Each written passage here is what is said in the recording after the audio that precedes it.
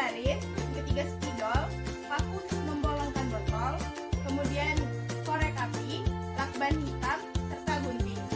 Adapun langkah kerjanya, yang pertama, letakkan penggaris di atas botol dan tandai sampai ukuran 25 cm. Kemudian panaskan paku untuk membolongkan botol. Kemudian gunting lakban dan ditempelkan pada bagian-bagian di botol. Yang keempat, letakkan penggaris di bawah botol dan isi air sampai 25 cm. Dan lakukan percobaan. Pada tabel pengamatan 7.1, lubangnya yaitu 10 cm. Langsung saja kita melakukan praktikum dengan 5 kali pengulangan. Langsung saja kita pada langkah kerjanya pada tabel pengamatan 7.1 dengan lubang 10 cm. Kita buka tutup lakban. Jarak pancarannya yaitu 17 cm. Kemudian kita isi lagi sampai 25 cm.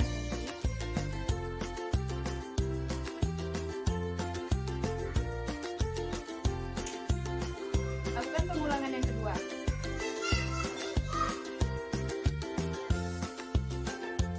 Jarak pancarannya juga 17 cm. Ditambahkan lagi.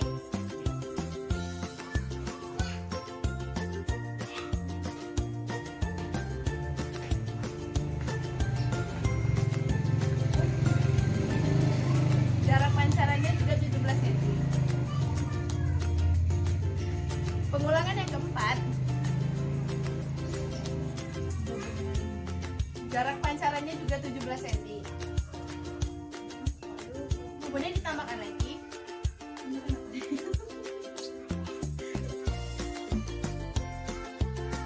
Dan buka lakban. Jarak pancarannya juga 17 cm.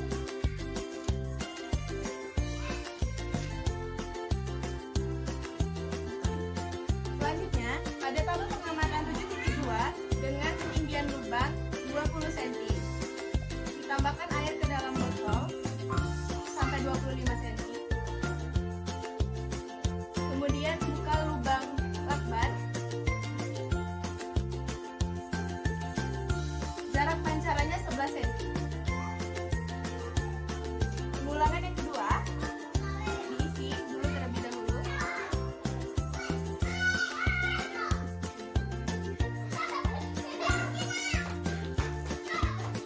Jarak pancarannya 11 cm. Pengulangan yang ketiga.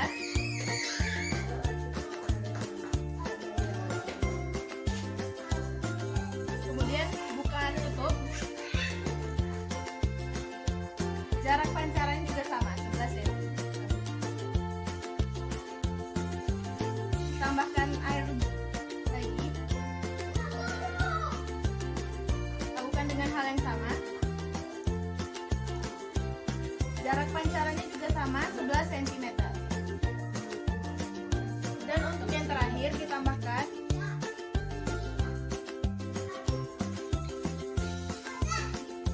lakukan dengan hal yang sama. Jarak pancarannya juga tetap sama, 11 cm. Nah, itu tadi teman-teman praktikum dari teorema Torricelli. Baiklah, di sini ada pun pembahasan dari praktikum teorema Torricelli. Yang pertama yaitu tekanan hidrostatis adalah tekanan yang dialami oleh benda yang berada di dalam zat cair yang diam. Faktor-faktor yang mempengaruhi besarnya tekanan hidrostatis antara lain yaitu massa jenis zat cair, kecepatan gravitasi di tempat tersebut, dan kedalaman zat cair di mana benda berada. Simbol dari tekanan hidrostatis adalah pH. Besarnya tekanan hidrostatis sebanding dengan massa jenis zat cair, kecepatan gravitasi, dan kedalaman benda atau percepatan atau ketinggian permukaan zat cair. Semakin besar massa jenis zat cair, percepatan gravitasi, dan kedalaman letak suatu bagian zat cair, semakin besar tekanan pada bagian itu. Adapun prinsip dari Torricelli, Sebuah tangki bisa dianggap sebagai selang yang memiliki dua ukuran lubang berbeda. Pertama, lubang A yang jauh lebih besar dari B sehingga turunnya permukaan air sangat lambat. Turunnya permukaan air di titik A disebut kecepatan aliran fluida di titik A atau FA. Karena sangat lambat, maka FA sama dengan 0. Karena titik A dan B sebelum air mulai keluar berkontak langsung dengan udara, maka tekanan A dan tekanan B sama dengan tekanan atmosfer. Sehingga selisih tekanan di A dan B sama dengan 0. Dengan mengetahui selisih tekanan, ketinggian masing-masing di titik A dan B, serta kecepatan di A untuk mengetahui kecepatan di B, maka hukum Bernoulli dapat diterapkan, di mana ada penurunan rumusnya sehingga menghasilkan teorema Torricelli. Jelas bahwa tangki bocor atau dikenal dengan sebagai teorema Torricelli adalah aplikasi penurunan hukum Bernoulli. Torricelli menurunkan rumus-rumus tersebut dengan bantuan hukum kekekalan energi mekanik, tapi berbeda dengan Bernoulli yang lebih rumit. Cara Torricelli sangat sederhana, di mana rumusnya nanti akan saya lampirkan di video.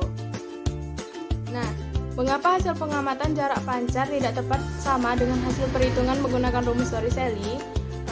Hal ini disebabkan karena pada saat praktikum, kurangnya ketelitian praktikan dalam menentukan jarak yang ada pada botol dan lubang yang ada pada botol, sehingga hasilnya tidak sesuai dengan rumus apabila dihitung menggunakan rumus.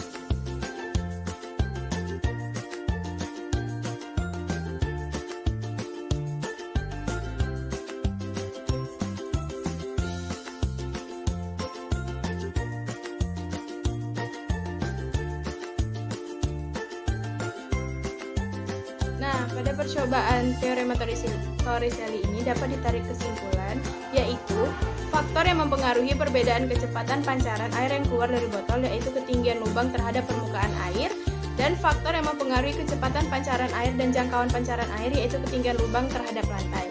Mungkin sekian pembahasan dan kesimpulan dari praktek teorema Torricelli. Apabila ada salah kata saya mohon maaf. Semoga bermanfaat. Terima kasih.